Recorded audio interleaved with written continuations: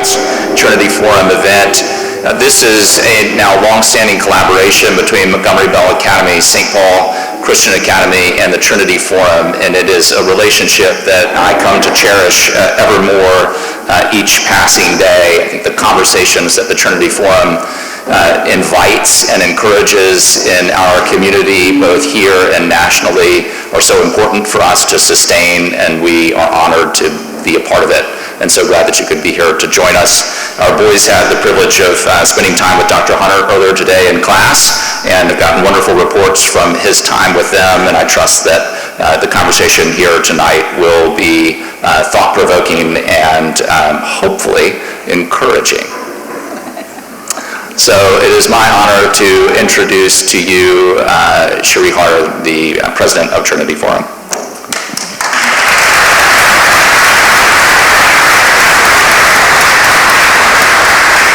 Well, thank you so much, William, and it really is just a delight to be with you tonight and to get to welcome you to this Trinity Forum, Montgomery Bell Academy, and St. Paul evening conversation on our crisis of solidarity. As William mentioned, this is actually our 11th year of getting to partner with MBA and with St. Paul. It has been just a rich and really enjoyable partnership. We're so glad to be able to do it. And also just want to give my particular thanks to both William and Will for their leadership in sustaining this initiative. We really appreciate it and really enjoy you both.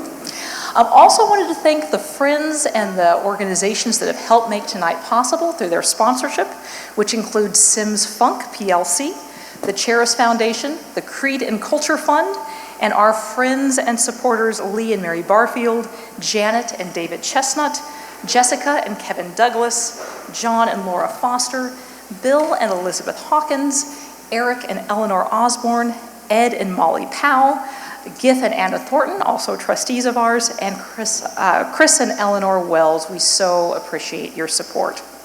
I also just want to mention, we're so delighted each of you are here. We are completely sold out tonight. So thank you to all of you who came back, and a particular welcome for all of you who are here for the very first time.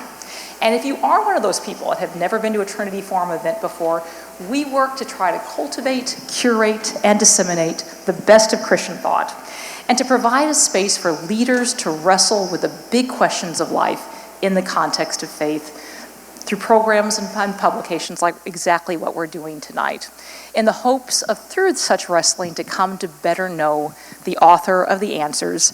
And we hope tonight will be a small taste of that for you today.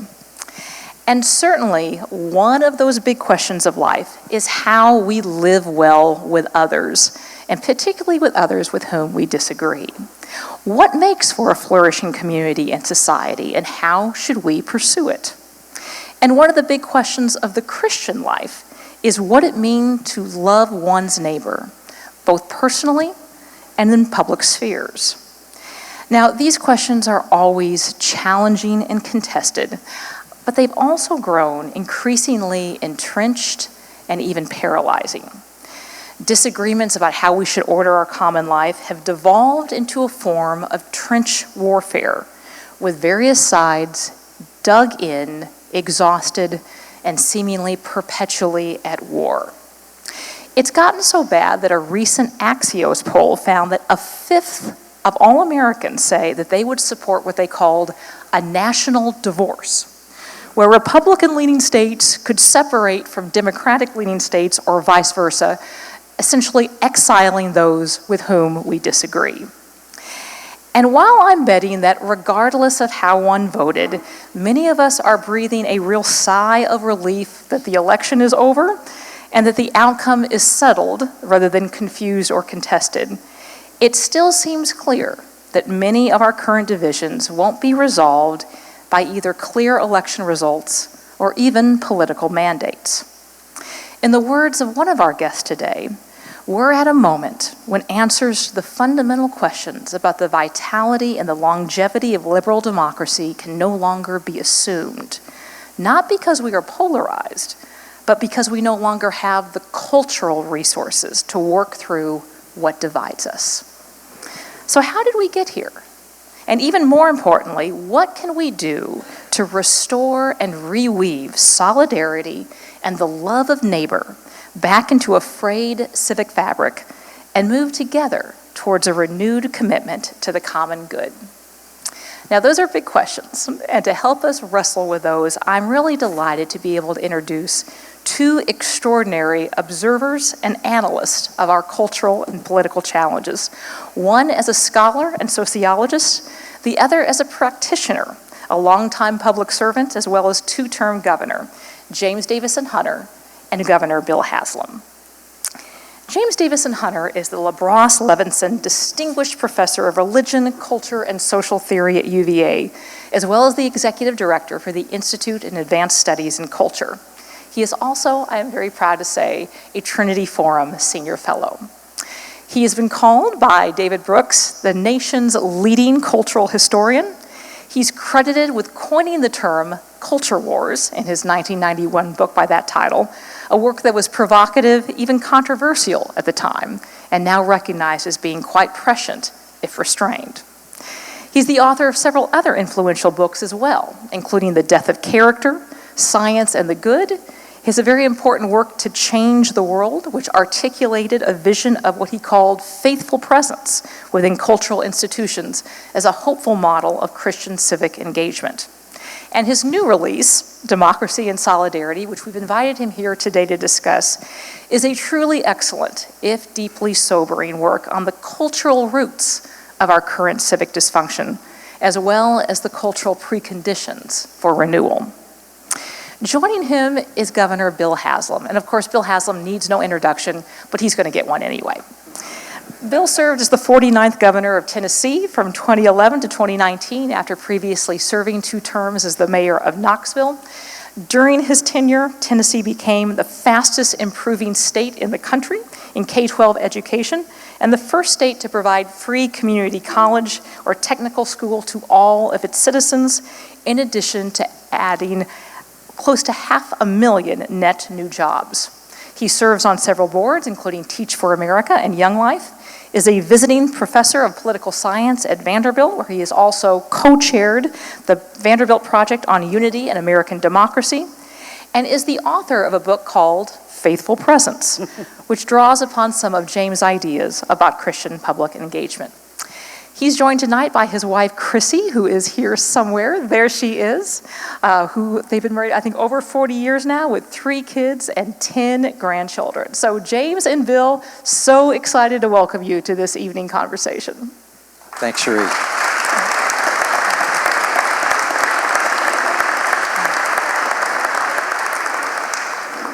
So James, just in starting off, you have been culturally prescient a number of times. You were the one who coined the term culture wars way back in the early 90s, and then articulated an idea of faithful presence, which really guided so many people in thinking how they think through their engagement in public life. What led you to write Democracy and Solidarity, and what did you see that propelled you to put pen to paper? Well, it's my job. That's part of it. I think the heart of my calling is a response to our particular cultural moment. I don't know anyone who doesn't find this moment in history and our lives that covers the span of it as anything other than confusing. Things don't make sense, and the pace of change is happening so quickly, and things that we used to take for granted just are no longer either present or that can be relied upon. And so the heart of what I do is to try to find clarity on the other side of confusion. And I figure if I can do that for myself, because I'm as confused as anyone, that it might be useful for others. So when I wrote Culture Wars over 30 years ago, the social sciences were convinced that most of the conflict that exists in modern nation states was a conflict of political economy. It's a conflict, and I would say that it was largely true. It was the conflict between business interests and the interests of labor unions, between managers and owners of companies, and wage earners. And it was largely a class distinction.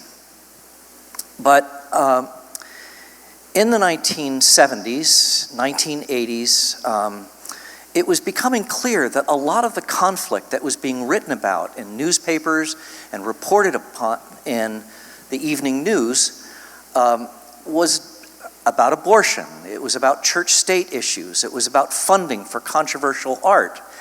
And the lines of division were not lining up with a simple class division. It was simply no longer making sense. And then, I mean, this story could go on. I'm not going to give you the super long version of it, but it was clear to me that something else was going on, and that the divisions were ultimately about culture and cultural authority. And at the heart of culture are visions of the good, visions of what it means to live a good life, to have a good society, to build toward a good society. And that's how we find meaning in life. But in all of these controversies were latent, but fundamentally different ideas of what constituted a good life, a good society, of what justice looks like, of what freedom means, of what is tolerable and intolerable. And so in the late 1980s, I began to explore this and came up with this argument that, in fact, what was uniting all of these discrete issues that seemed to be just completely separate from one another was a struggle through the dominant institutions of American society, a struggle to define the meaning of America. That it was all woven together. The first 15 years after publishing the book Culture Wars, I did battle with my colleagues in the social sciences, in political science, in sociology, and elsewhere, who all said uniformly, there is no culture war. And we had these wonderful, very serious arguments about it, but about 15 years later, the opposition to the idea diminished. And at this point, no one would argue that there is no culture war. And in fact, it's only gotten worse. It's intensified. So since I published the book, I've continued to be involved in this research, among other things, and have tracked the evolution of the culture wars and tried to track its consequences. Now, culture wars was about polarization. It was about the differences, the fragmentation and polarization that happens within our public culture. I decided in this case to look at the other side of the coin. Instead of the pluribus of e pluribus unum, the plurality, the differences, right, and how those have evolved to create this massive cleavage in our public life, I wanted to look at the crisis of democracy through the concept of the unum, the social glue, what provides cohesiveness in our nation, and how that has evolved from the time of our founding and where we are today. Is there anything left of that social glue? I'll end with this. At the end of the day, democracy and the great democratic revolutions of Western Europe and North America were the offspring of a great intellectual revolution called the Enlightenment. So American democracy is an offspring of the Enlightenment that happened in America, what I call the hybrid Enlightenment. The question that the book tries to address is, how does an Enlightenment era institution founded in the late 18th century, how does this institution survive and thrive in a post-Enlightenment culture? We don't know.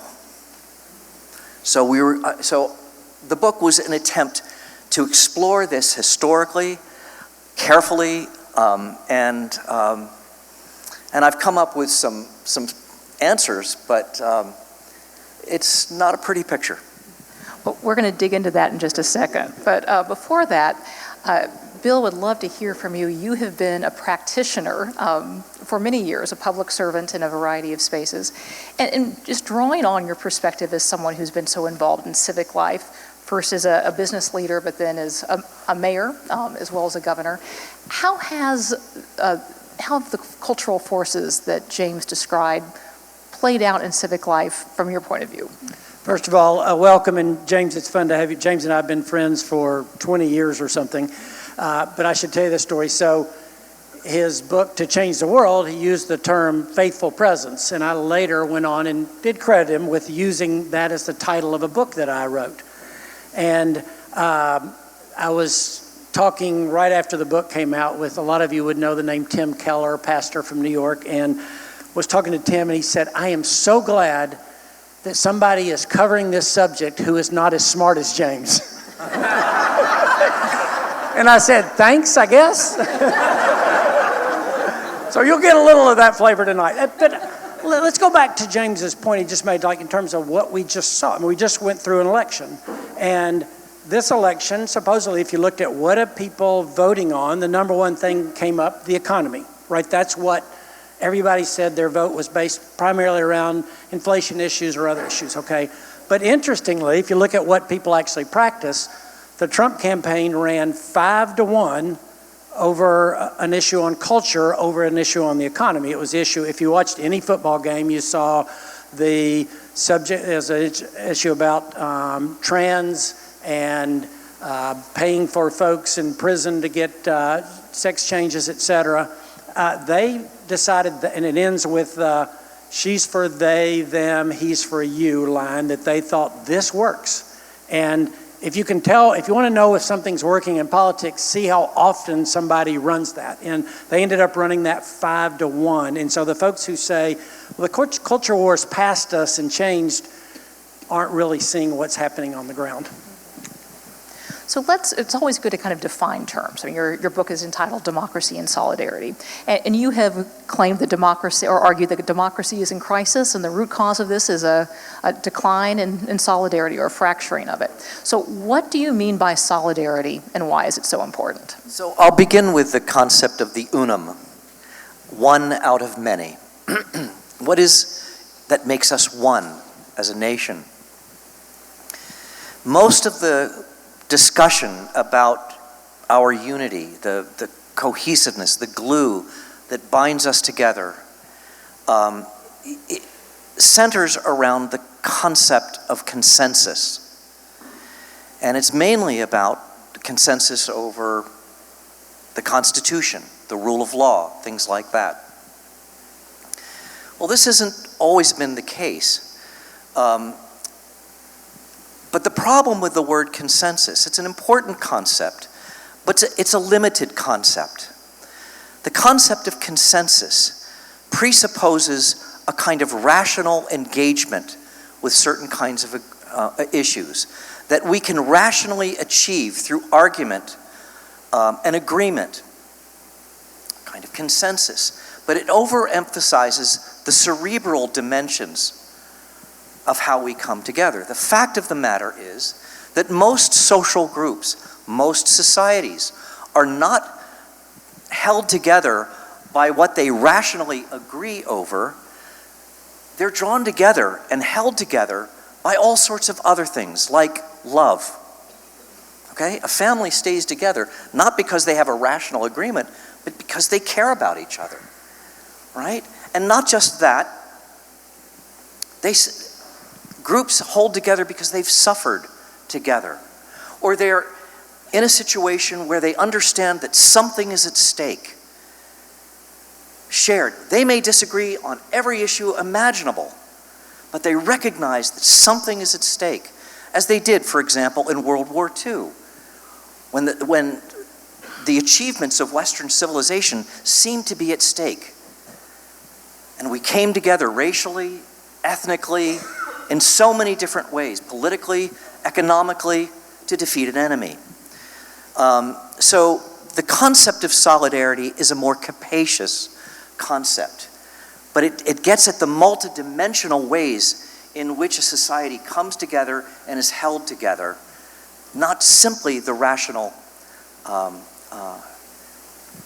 ways of, through rational argument. Let me ask you a question. I mean, I think one of the issues today is, you're talking about the unum part, is do people really believe in the idea that in order to, we the people, in order to form a more perfect union? I think there's a lot of sense of like, this isn't about forming a more perfect union with people who disagree with us. It's about obliterating the other side. And Sheree, you were quoting statistics. I think the other one I've heard you quote in the past is 20% of the population is okay with physical harm being done to people on the other side, which is, 1 out of every 5 people. That's incredible, right? So I guess the question, James, would be, in a world where people don't even see union because the other side is not just wrong, they're wrong for bad reasons, how do we get people to get the idea of union with people who we disagree with, of putting that forefront? Well, that's a great question, and that probably moves us quicker than we want to toward a solution. Okay, sorry. But, yeah, we'll be done in 3 minutes. We promised all these people a solution. That's right. Well, every social institution, every society, every group, including families, churches, synagogues, every social gathering requires some minimal amount of solidarity or of agreement of some sort or another. Otherwise, institutions they're utterly dysfunctional. You have to have some minimal agreements. And I use that in again, not just a rational sense, but in a broader sense. And what we have in our culture war is a certain kind of solidarity on one side and a solidarity on the other side, and that's the solidarity of opposing sides is in part made possible in opposition to the other side. In other words, we come together in opposition to an enemy.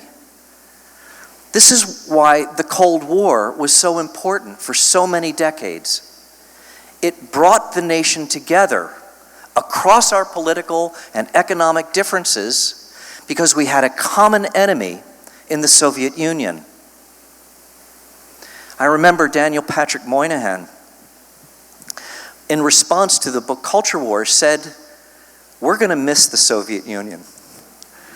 Because the solidarity that was generated within the nation and our opposition to the Soviet Union was turned inward now. And so, as we saw in this election, so much of the Republican Party and the mobilization of the Republican Party wasn't so much an agreement about principles, it was simply opposition to the other side, and likewise on the other side, opposition to Trump and to all that he represented. So there is solidarity. The problem is it's generated in opposition to what are perceived as the enemy. It's not a solidarity that transcends those differences. That's the big problem. Well, let me ask you about that, James, because you have used the word nihilism to describe the end result of that dynamic. And you've argued that often, but perhaps particularly people of faith, get very focused on what you would call perhaps relatively minor culture war issues, whereas you've said the real enemy is a nihilistic logic. Why is nihilism the real enemy? And first, define nihilism. How much time do you have? 10 seconds. Right. Okay. Well, so yes. Toward the end of the book, I argue that in spite of the deep cleavages that we have in our culture, and our political culture, and our public culture, Irreconcilable differences. These are differences that go all the way down. In spite of those differences and cleavages, a new common culture is in fact emerging underneath it all. And it is a culture of nihilism. And at the heart, and I'm going to back up. I'm going to say something, and then I'm going to back up and explain. You should be in politics. This really works well in politics. Yeah, right. And Cherie's right. The real enemy isn't the other side. It's the nihilism that insinuates itself within all of the public institutions of public life. And I can illustrate that in a minute. But at the heart of the word nihilism is annihilation. This is what cancel culture is all about. It is about discrediting, delegitimating, simply eliminating. I have colleagues who will say the nation would be better off if the other side would simply disappear. They shouldn't even be granted citizenship. They don't deserve it. And you hear this on both sides. But annihilation actually, and that kind of nihilism is what is called active nihilism. And active nihilism plays out on both sides, and it's rooted in what everyone has heard here tonight as identity politics. Identity politics is a form of solidarity making, but it operates on narratives of injury. Look what those people have done to us. Look what those people are doing to our country. These narratives or stories of injury fuel an ethics of revenge. And the problem with identity politics and the ethics of revenge is that you can never give up that grievance, because to give up that grievance is to give up your identity. And so these stories of woundedness are told and repeated and lived again and again and again. But again, it ultimately leads to this kind of ethic of revenge. We need to get these people. And so part of what's happened in our democracy is that we are no longer even trying to explain why our positions are the best positions. Democracy, in a way, has devolved into what I would call the competing will to power. It's just about gaining power at the expense of the other side. It's a strong dynamic in our party politics, especially at the national level, but you'll even see it seeping down into local politics, and I can promise you, it also plays out within the major institutions of American life, not least the institution I inhabit, higher education. So Bill, it's the actual can prove the possible, and it's always encouraging to hear from people who have actually managed to achieve a thing. Your book, Faithful Presence, articulates an approach to the political or public engagement that's very different than the nihilistic. It is personal, it is relational, it's about human dignity and coalition building. When you were in public office, how did you manage to take principled stands that could be controversial without succumbing to a nihilistic will to power, as James describes?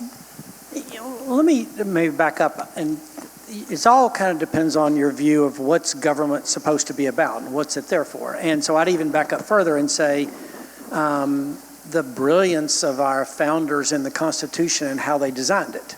And they weren't perfect people, and they weren't, as some people would have you believe, all devout Christians, but they did have this sense of, this combined sense of, I think this out of the Judeo-Christian view of the world, both men are both created in the image of God, and they're fallen, imperfect people. And so they designed a system, I think, that was incredibly brilliant, that had those checks and balances in place. And so what I always try to remember is, like, what's my role supposed to be in this?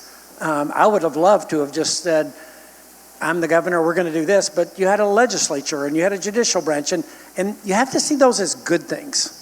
okay? And then you have to say, well, if I really do think I'm called here to serve, what does serving look like in this particular case? And I actually found being in office like an incredible privilege, because the leverage for change you had, if you started with those principles, like the checks and balances are frustrating, but they're good, number one. And number two, I'm called to serve here. What does serving actually look like in this situation? What does that look like? That kind of ended up being a pretty good roadmap.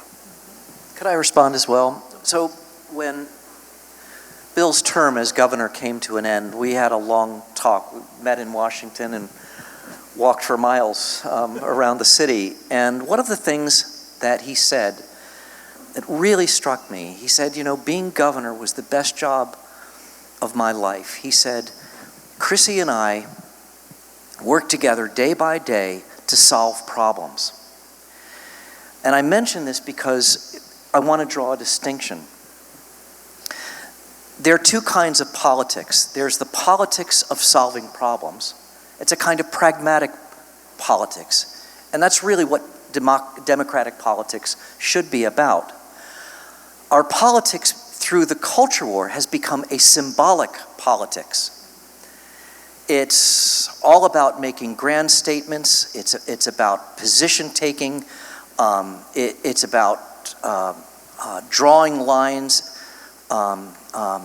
between friends and enemies, and leveraging the resentments of those you're leading against the other side. So Bill and Chrissy practiced the politics of problem solving. We've lost a lot of that, especially again at the national level. There's another point I would make very quickly. In my view, I don't think we have two parties. I know it appears that way, and the election would seem to suggest that. I think we have four parties in America. There's the utopian left, and there's the pragmatic left of center. There's a pragmatic conservative party, and then there's the utopian conservative party. And the utopian versions dominate our politics today. They are the ones who practice the symbolic politics of the culture war, which is oftentimes, we just got to burn it down. Part of the recovery is moving back toward a pragmatic politics of caring for people, of solving problems that we all have. So I think it's time to start talking about what we can do. And James, one of the things you have argued for is a renewed moral imagination in which you called a reconstituted humanism. What is a reconstituted humanism? What does it look like, and where would we even start? Well, a reconstituted humanism is part of a larger kind of project. Democracy, before it is anything else, before it is a party system, before it's elections, before it's a whole range of political institutions, democracy is an ethical ideal.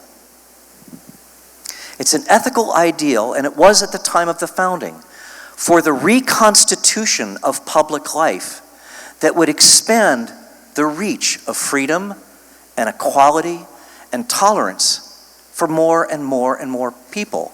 And so the argument toward a more perfect union was about the expansion of freedom, the expansion of equality, and so on. So a reconstituted humanism begins with a recognition, again, in the context of a symbolic politics, that underneath the abstractions that we use in our political discourse, underneath those abstractions are real human beings who struggle to make it day by day, struggle to keep their marriages together, to keep families together, to make a living. It recognizes that we are not simply defined by one identity marker. We are complex in our humanity. We are sons and daughters, husbands, wives, workers, believers, And we need to recover the complexity of human beings, and we need to do that not through a humanism that washes out our differences, but a humanism that acknowledges the differences that define us in our plurality as Americans. So a question for both of you, we can start with you, James, is whether such a reconstituted humanism and renewed moral imagination is even possible in the world of social media. And to back up from that a second, just to give a little context, most of us, so much of our communication takes place through social media, and yet misinformation and inaccuracy spreads 6 times more quickly on social media than something that is true and accurate. There is, it seems like, a bias within the medium itself towards the snarky, the sensational, the malicious, the dramatic. How can one build trust and solidarity when so much of our communication is through a medium that encourages malice and misinformation? Sheree, when you have the answer to that, we're going to make a giant leap forward. Look, a post-truth world cannot produce a vibrant democracy. It's a contradiction in terms. Social media didn't create the culture war, but it has exacerbated the conflict, no question about it. And what you end up with is a public discourse that uses words, that uses language, that uses symbols to further divide us. Why? Because fear mobilizes. Fear is what gets us to the polls. And it mobilizes us behind certain agendas. So it's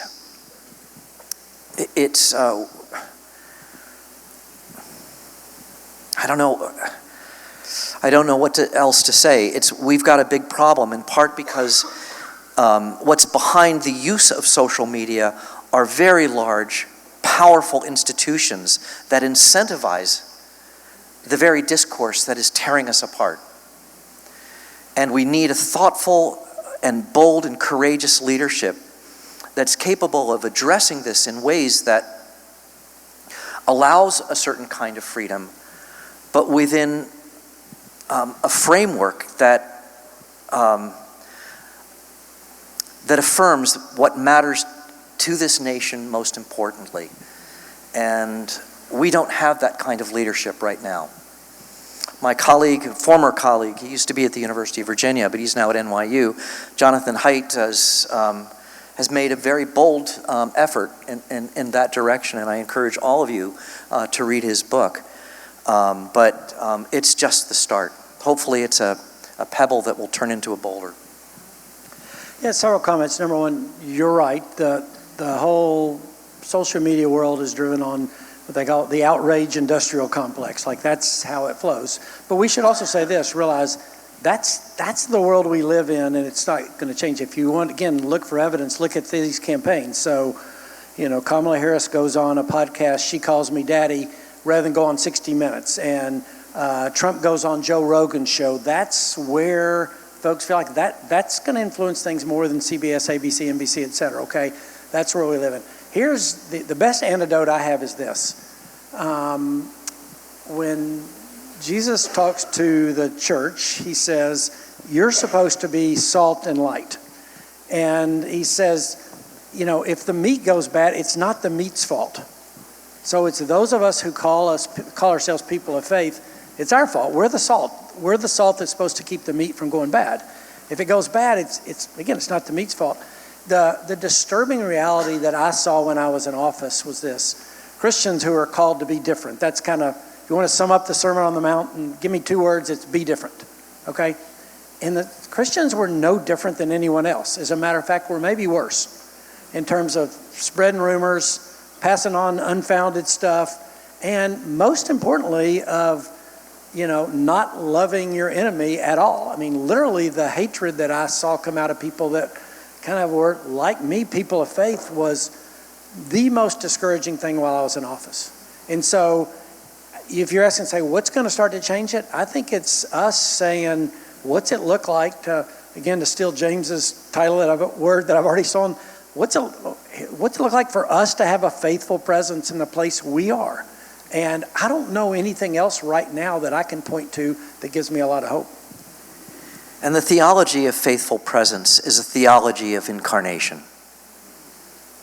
It's about being the hands and feet and body of Christ in this broken world. I mean, that's within a Christian frame. And I believe, frankly, that while I developed that concept within a Christian theological frame, when I was invited to speak at the Harvard MIT faculty seminar about to change the world, they asked, can non-believers practice faithful presence? And I said, frankly, maybe not in exactly the same way as Christians would think about it, but in terms of the practices, many non-believers practice it more faithfully than Christians. So here's a disturbing example of that. 3 years ago, I saw a poll. This is back, people were thinking about running for president in this election that just happened. I saw a poll of, these are Republican primary voters. And they asked them, there's a long list of adjectives, rank 1 through 20, what you're looking for in a candidate. The first one, again, these are Republican primary voters. The first adjective was Christian. Okay. The second was fighter. The last of 20 was humble. Okay. God says, Scripture's clearly like, for God is opposed to the proud, but gives grace to the humble. Like Peter says that, John says that. Our call to humility is clear, and yet here are the folks that are most engaged in the political process who are saying, I want a Christian, but I don't really want them to be a Christian. In just a moment, we're going to turn to questions from the audience, which will be kicked off by Will Norton, who's the headmaster at St. Paul. But before we do that, James, I want to go back to an earlier book of yours, To Change the World. And one of the arguments you made in that book was that the key actor in history is not the individual, but the network, the community of people. Yeah. There are many networks here tonight and many communities. In thinking through how we address some of the challenges you've laid out, what can the networks of people who are represented here or elsewhere do to address them? Well, I think this is in fact the key. This is absolutely the key in response to the kind of dehumanization that we find in so many of our institutions, not least our politics, is the argument that I make is that cultures change not because of the heroic individual, the great military person, or the great genius, or the great moral leader. The most important agent in history is the network, and a network is simply a community. And it doesn't take a lot of people to change the world. But when you have overlapping networks of leaders from different spheres, business, philanthropy, religious communities, education, and the like, coming together in common cause, leaders who have access to resources. When you have overlapping networks of leaders coming together in common cause, worlds change. And this is demonstrated again and again and again through history. We tend to focus on the Martin Luthers or the Martin Luther Kings, but it wasn't Martin Luther. It was his Augustinian monastery. It wasn't Martin Luther King. It was the network of pastors in the Southern Christian Leadership Fellowship. It was the NAACP coming together in common cause. This is, it seems to me, difficult at the national level, but it is absolutely viable in cities and towns where democracy, it seems to me, and even at the state level, but democracy is viable in these political units in ways that's far more difficult at the national level. But if you bring together leaders from different spheres in a community like Nashville, coming together in common cause to address a common problem, the world will change. We've been piloting some of this stuff in the institute that I run, and some of the results are just remarkable. I do, and James has been making this point for a long time, and I see it now. Politics is downstream of culture, okay? And we have a politics of grievance because we have a culture of grievance. And what you're talking about is how do we begin to start changing that? James and Bill, thank you so much. I think Will Norton from St. Paul is going to kick us off with the first question.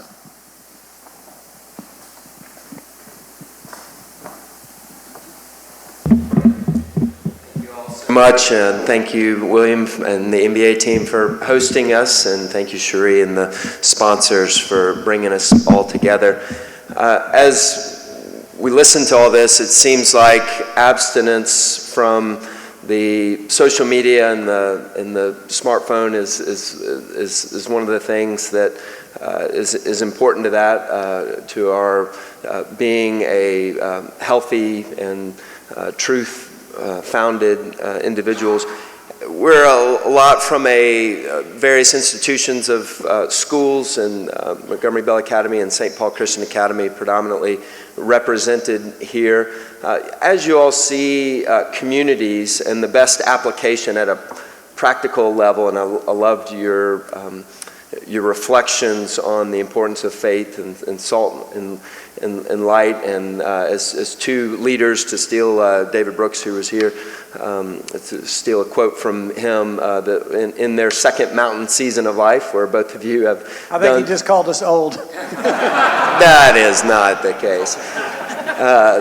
Crown of splendor over there with wisdom, but with that, that you're able to prioritize the most important things. As people who have accomplished so much within your various spheres, practically speaking, within school communities, within families, what comes up for you of what does that look like, the coming together for in meaningful ways, in a pragmatic way? I think abstinence is one of the, from the cell phone, was one of the things that that I certainly see, because the self-reverberating silos of all the agendas can become an idol within that. So what do you all see that playing out at the practical level and what advice would you give to two education institutions of how to play that out in really positive ways?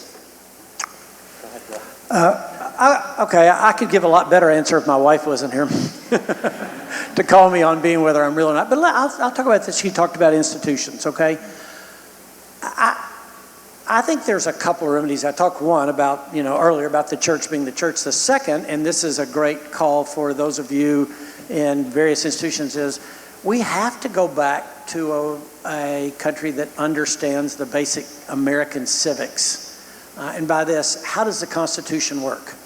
And people think, well, this division we have today is new, but think about when the founders were writing, it was North versus South, slave versus free states, industrial versus agriculture, urban. It was folks who thought we should, pay off the national debt from the war versus people that said, no, let the states pay it. There were incredible differences, okay? And our Constitution, I think, is actually part of the answer of what can get us out of this. People don't like it when you say this because compromise has become a bad word in politics.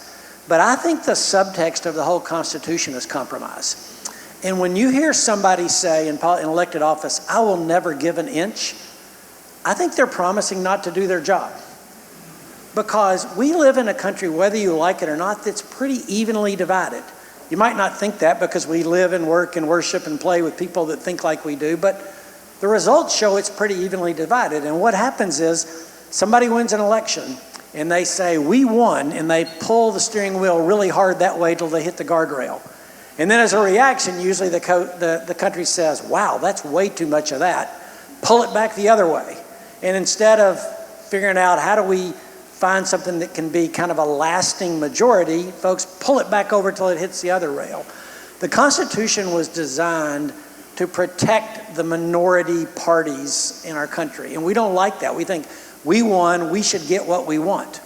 But that's just not going to be the way that we solve the problems long term. Again, I'd go back to the genius of the Constitution. It was designed with big disagreements in mind, with a way to have a more lasting agreement. But that means recognizing that, to borrow a phrase of my political mentor, Howard Baker, you always have to remember the other side might be right, which, back to my Christian analogy, there's an element of grace in that, right? Realizing, like, I mess up everything, so I might just not be exactly right about what I think on this issue.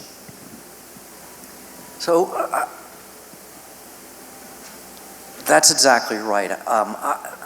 Again, I'm an egghead, so I think in abstractions. But for me, I hear that question and I translate it into this: how do you reconstruct a deconstructed culture? And I like to cite T.S. Eliot in an essay he wrote just before World War II. James, can I say, just so I want to be clear, deconstructed means all the moorings have been taken away. The institutions that we've relied on for foundations are gone. Yeah, that's right. And I'm going to explain a little bit in a second. But Eliot wrote, you have to grow the grass that will feed the sheep, that will grow the wool, that will then be woven into a new garment, a new civilization. What that means for me in a more practical vein, and that aligns with what you've said, is we need to recognize that part of the corruption of our civic sphere is that we have lost track of the inherent goods that multiple institutions that constitute our society should be pursuing. Higher education, close to my heart. I love what I do.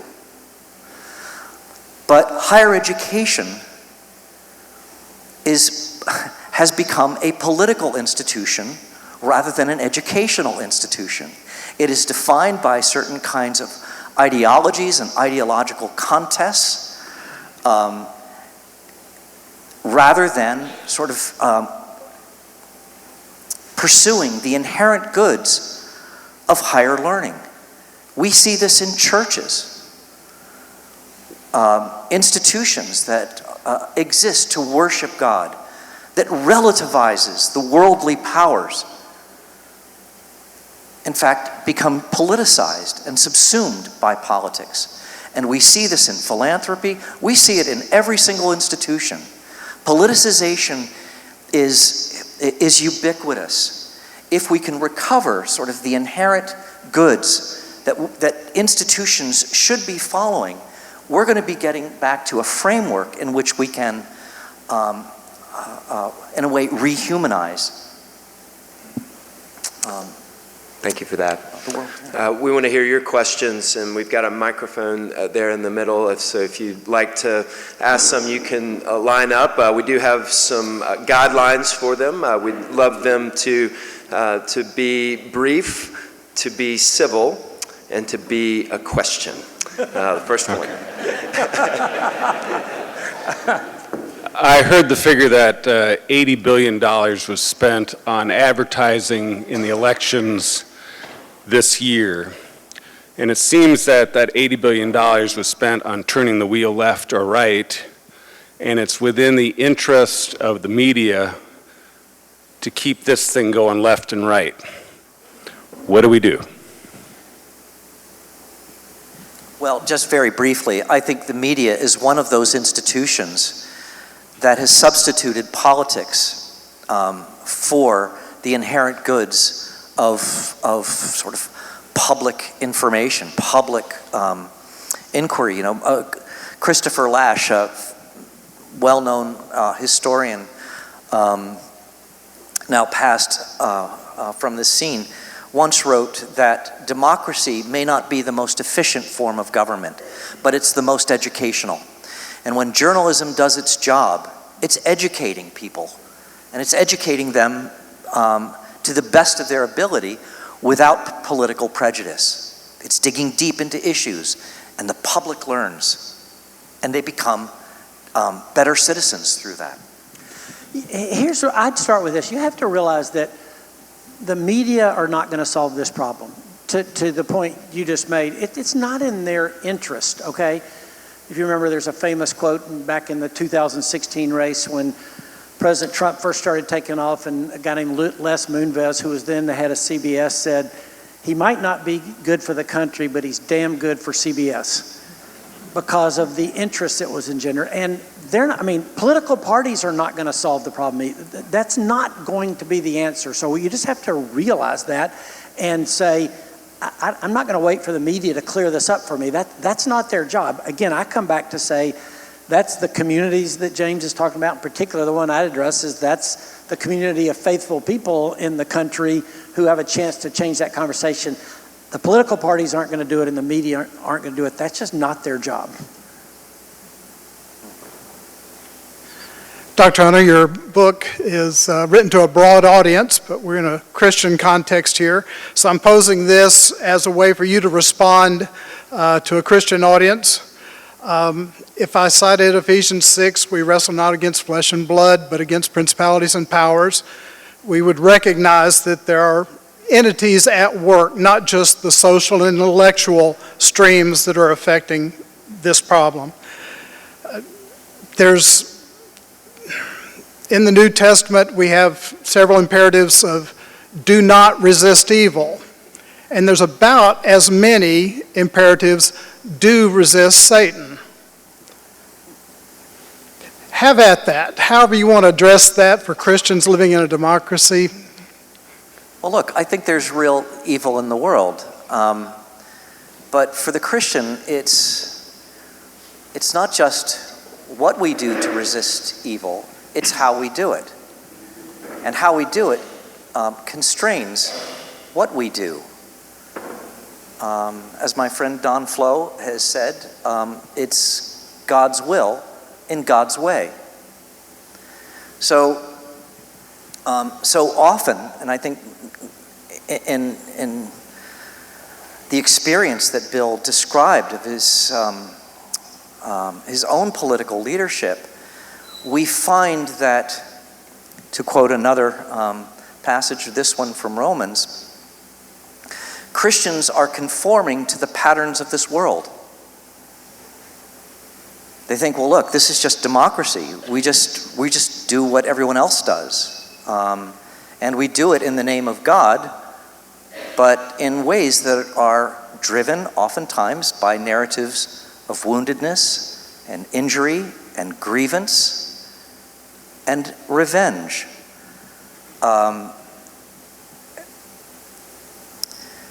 Culture, and again, sorry for being a little bit abstract and academic, but this is important.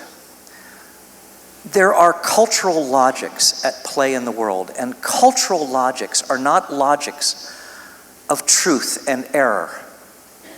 This is why I find it almost funny when the Washington Post or the New York Times catalogs the list of lies that Donald Trump has made, which his supporters could care less about, right? Cultural logics are not about truth or error. Cultural logics are about meaning and meaning making. This is why you can find conspiracy theories on the left and on the right proliferating in our world. And they seem incomprehensible to someone like me or to someone like you, but at the end of the day, conspiracy theories survive because they are about meaning making in a world that is confused and confusing and that provides no meaning and purpose in life.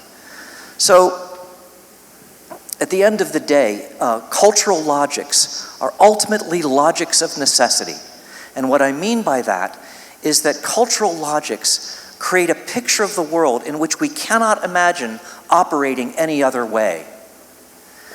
And so resisting the pressures to conform to the patterns of this world, which I believe are increasingly nihilistic, requires a self-consciousness, a thoughtfulness, and a serious kind of engagement with the requirements of the gospel. Because it's there you find not only the evil that we should resist, but also how we should resist it. And they are constrained by the requirements of love. And we cannot get away from that. You know, it's interesting. I was having a conversation one time with another person in elected office, and they were not a person of faith, and they were talking, they said, it must make things much easier to be a Christian because you can just know whatever happens, you know it's God's will, and in the end everything's going to be okay. And I said, well, try being in politics and loving your enemy, and then see how easy that is. And then even more, you know, James, when we talk about wisdom, and he's talking about the wisdom that's from above. We all go to places where we pray for our leaders to have wisdom. And James goes, the wisdom that's from above is pure, peaceable, gentle, open to reason, full of mercy and good fruits. Now, think about your last political conversation. Pure, peaceable, gentle, open to reason. I mean, mine aren't, okay? I mean, I say this, I'm lecturing myself too. What we're talking about, the things that we've taken on, it's such a high calling. But again, I think the world is dying to see pictures of mercy and justice together. They're dying to see that, and we actually have that. Thank both of you. I'm not sure you get to ask a question. Yes, I do. Thank both of you for tonight. Local pastor, teach moral leadership. Dr. Hunter, I am intrigued by your comment that we don't have two political parties in America. We have four: utopian left, pragmatic right, and utopian right. I would add a fifth, that we have centrists, and they might be center left, center right, but they're centrists. I think Bill Haslam was successful in Tennessee because he was a part of the pragmatic right. My question is, what does the future have in store? Because I think one of the problems is we have multiple views of America and what it is and what it's supposed to be. We have a primary system that rewards the utopian left and the utopian right. And so people that are a part of the pragmatic left or pragmatic right no longer feel like they have a lane. And based on what you just said, rapid secularization plays a big role in this. But my question is, what does the future hold for people that would be a part of the pragmatic left or right? Because there's a lot of despair out there about what role will they be able to play in the future? Well, I'll just come right to the point. The center left, center right is the center. The utopian left and the utopian right, in my opinion, have given up on the American project. The center is not the arithmetic mean of the people in America and their political opinions. The center, the political center, is the conversation. It's the commitment to a reasonable, rational, sensible political discourse about the problems and challenges that this nation faces, and the willingness to roll up sleeves and to address those. You can find that kind of commitment more in local settings, in cities, towns, even states.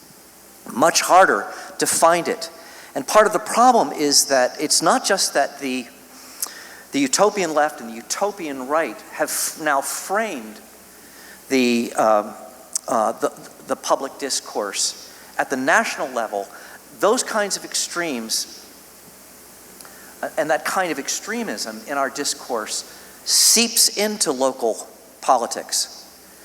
So I think what we need is a renewal of the center, not again as a kind of bland mediocre arithmetic mean of what everyone in America thinks, but in fact a revitalization of a serious and substantive discourse toward extending the highest ideals upon which this nation was founded. And right now, I mean, it's important to recognize that where there is no solidarity, because again, all institutions, every nation requires some minimal set of agreements. If we don't have it, if we don't have that solidarity organically generated, it will be imposed coercively. Authoritarianism is the attempt to impose solidarity where no solidarity exists.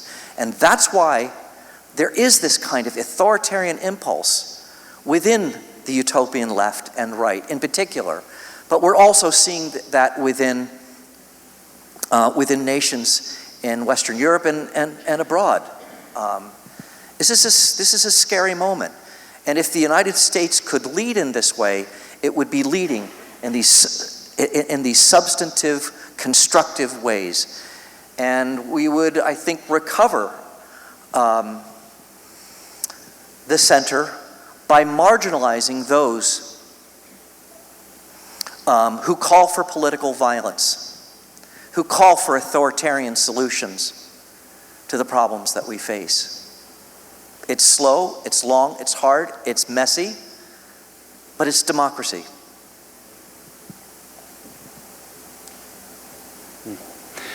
Thank you to this panel. This is amazing to get to hear such thought-provoking commentary tonight. My name is Spencer Patton. My question is for Governor Haslam. The political landscape in Tennessee changed dramatically during your tenure, with Republicans making gains in the state legislature that hadn't been seen since Reconstruction. And so I wonder how that particularly influenced your time as governor and what advice you might give to others in the future as we think about political discourse in dealing with the state legislature in its current position. How was that for you in your time? Yeah, Tennessee is such a red state now, this is hard to imagine, but I was actually the first governor in history outside of Reconstruction, Republican governor, to have Republican majorities in the legislature. And we went from, I went from being the first to all of a sudden these super majorities to these super duper majorities. And somewhere in here, the Speaker of the House that I got to serve with, Beth Harwell's here, and we talked a couple of times about what that transition looked like. But it was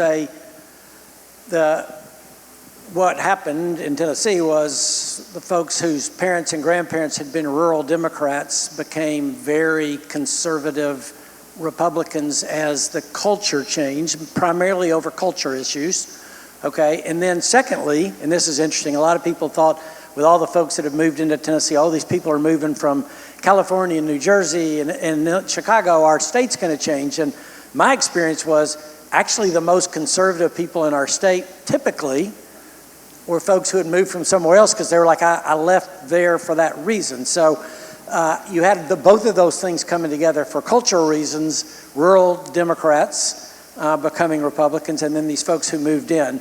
So it was a rapidly changing deal, and it's changed even, I've been out of office for 5.5 years now, and it's changed even more in that 5.5 years than it did in the 8 years that I was there.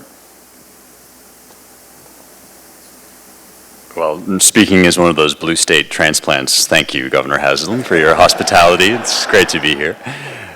My question's for Dr. Hunter, and it's a question about race.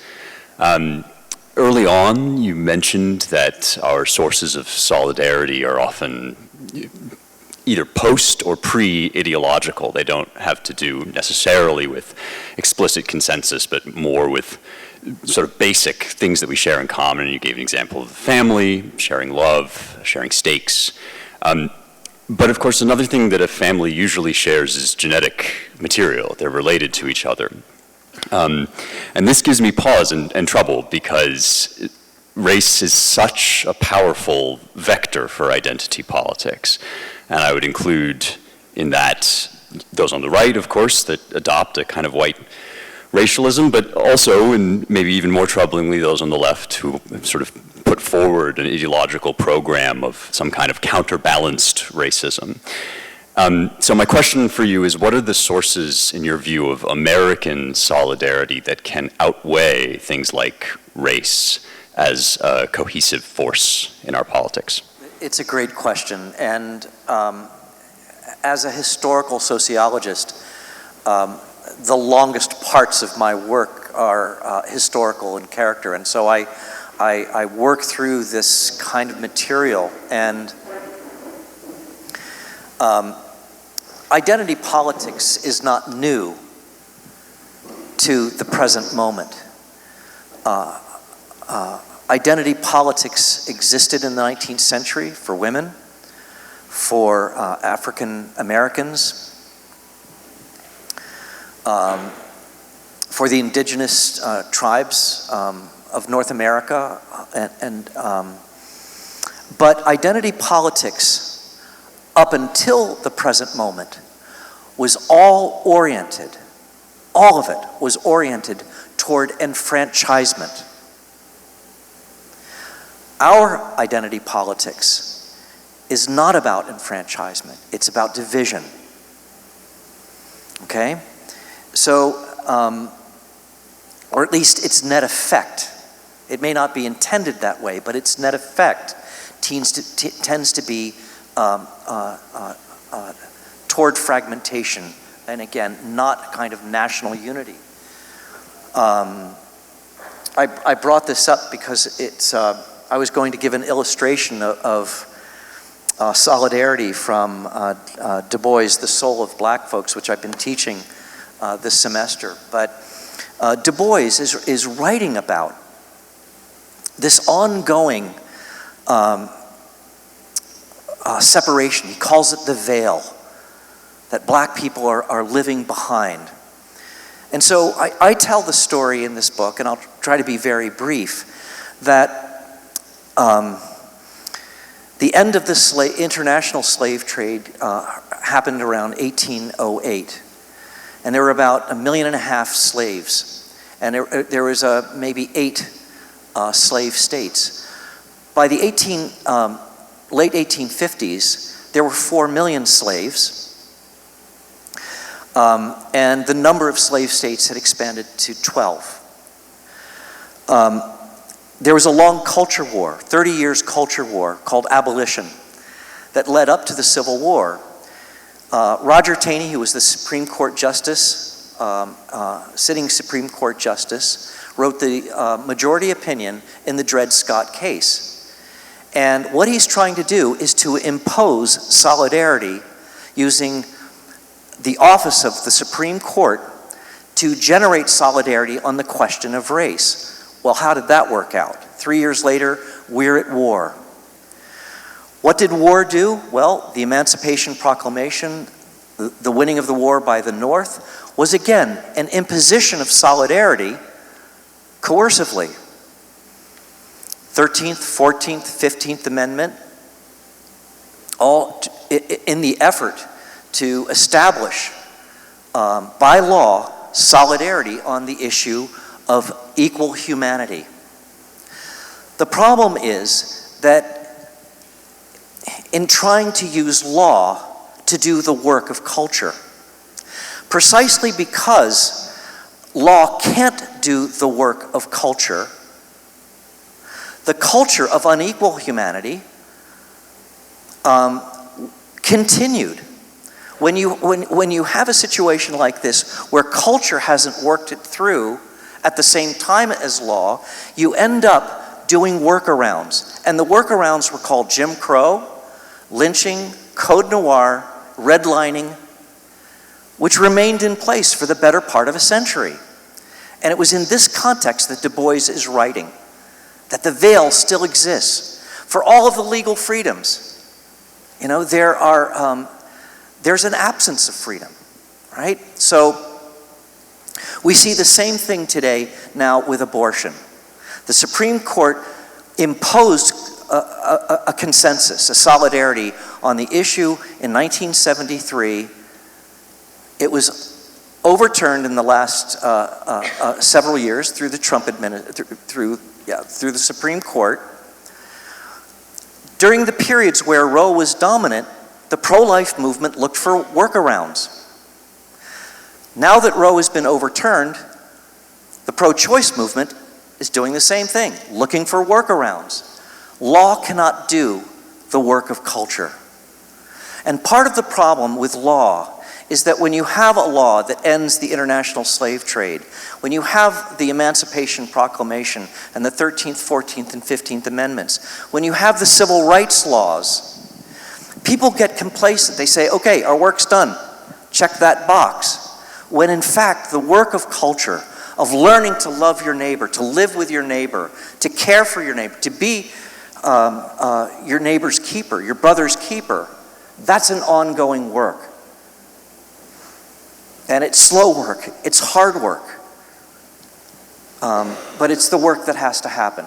And it's precisely the absence of that work that I see critical race theory emerging. Because the sense of living behind the veil is still there in so many respects. We'll take one last question, and then Sam Funk is going to close us out. Sorry. Obviously, we're at MBA, and St. Paul is involved, and so we obviously, a lot of us probably have young people in our life, and their young people are the future. How do you feel like, do you have any practical advice for educating the young people in our life on what got us to this moment and how to kind of go forward, how to kind of instill some of these kind of values and ideas in their lives?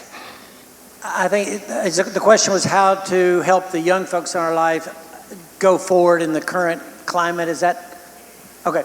I'd say two things that would come to mind really quick. Number one, I don't mean to sound hokey, but the fundamentals of civics and understanding how the Constitution works in our country really is important, okay, how it's supposed to work. That's number one. Number two, I'd say this. I think it's really important to teach young people how difficult and complex issues are. When we try to tell folks, that's really simple. You know, the whole saying, for every problem, there's a obvious and simple answer that is wrong. You know, and I think it was, Burke that talked about, be careful when you're operating on institutions because an error here, operate like you're operating on your father, because if you mess up here, the consequences are huge. The example I give all the time is, we were at one of the things you get to do as governor, they have a dinner at the White House and all the governors and the whole cabinet and vice president, everybody are there, and it's a big deal. And no matter who you're sitting next to, it's somebody pretty interesting. And I'm sitting next to somebody, this is Obama's last year, somebody that was a long-time Democrat operative, worked for Obama, I won't say his name, but very high ranking. And I just said, I'm curious, what do you know now that you wish you'd known 8 years ago? And he goes, oh, that's really easy. I wish I'd known how hard this stuff is. He said, I wouldn't have been nearly as hard on George W. Bush as I was. He said, don't get me wrong, I think he was wrong on a lot of issues. I disagree. But I just didn't know how hard this stuff is. And there's always a good argument on the other side. And I think that's a good thing to teach our young people is this stuff's not easy. I mean, I can't tell you how many times when I was in the governor's office, I'd think, oh, that's simple. And the more I dug in, the harder it was to make a decision. And so that shouldn't be frustrating to our children. That should be enlightening to know that knowing the complexities of issues are really important. I want to echo that. I spent a chunk of this afternoon in Kevin Van Sant's history class, middle school history class. I had a blast. It was so much fun, and those kids are so lucky to have him as a teacher. And as we talked during the class, but especially after the class, he said almost the same words as you, Bill. He said, a big part of my goal is to teach these kids just how complicated things are, and to delve into the complications of life and of issues is one way of being anti-utopian. It's just not easy to sort these kinds of things out. And so And utopianism, by the way, is not just a future kind of perfection. It's also, it plays out as nostalgia for a world that can never be recovered again, right? And there are technological versions of utopia, there are political versions of utopia. It's much more complicated. And what's good about that is that the implicit lesson of understanding, of teaching kids how complicated life is, what is implied in that is that there's a tragic nature to human life, to social life. We want to live by ideals, but things don't always work out the way we hope, the way we want. And we have to come to terms with that, precisely because it's complicated. Sam, bring us home and close us out.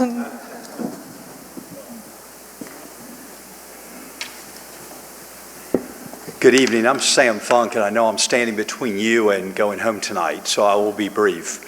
Thank you all both for that great discussion.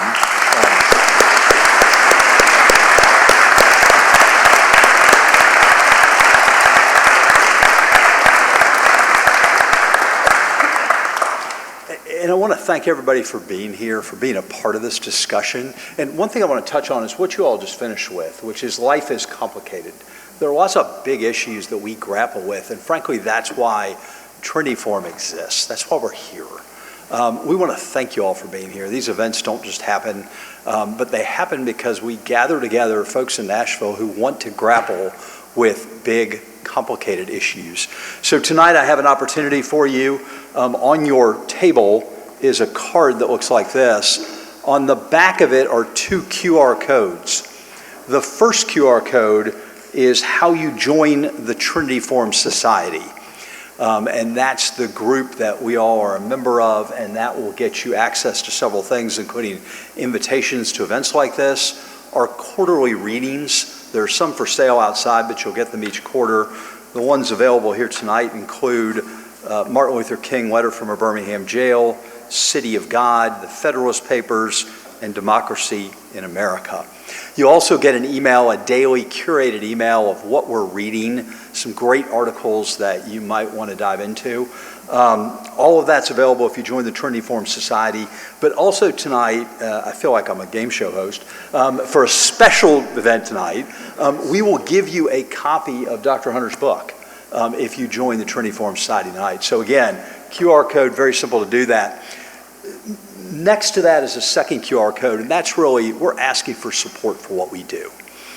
We are a nonprofit 501c3. We exist through the generosity of lots and lots of donors.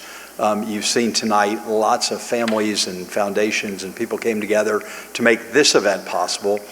But the larger work of the Trinity Forum relies heavily on donations from individuals. And so we would ask you to consider, particularly as we end the year, consider being supporters, consider being donors of the Trinity Forum. And that second QR code is an opportunity to do that. If you have questions about what we do, how we do it, why we do it, see me, see Cherie. We've got several volunteers in the room as well. So come see us. We'd love to tell you more about what we're doing. I'm local, Gift Thornton's local. And at any time you're curious about why we do this and how we do it, we'd love to connect with you to tell you more. So again, I just thank you for that. Lastly, I'd love to end with a word of thanks, and there's lots of people to thank. First, our volunteers. Again, this wouldn't happen but for MBA in St. Paul. And Langhorne Coleman and Leela Scoggin at St. Paul, they have done Herculean work. They do it every time, and just thank them. We've also got Lindsay Neckes, I believe, Ashley Lamar, and Amy Richardson are 3 of our other volunteers. Our photographer tonight is Dayton Gray.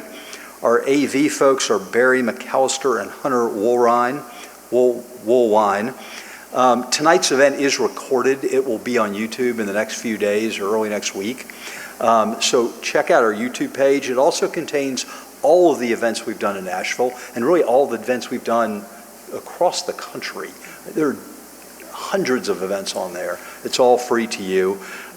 We also have our Instagram handle and our Twitter, although I think it's now called X, I think I'm dating myself with Twitter.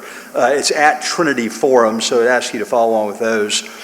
And again, just thank you for being here. Again, another hand for Bill and for James. Thank you both.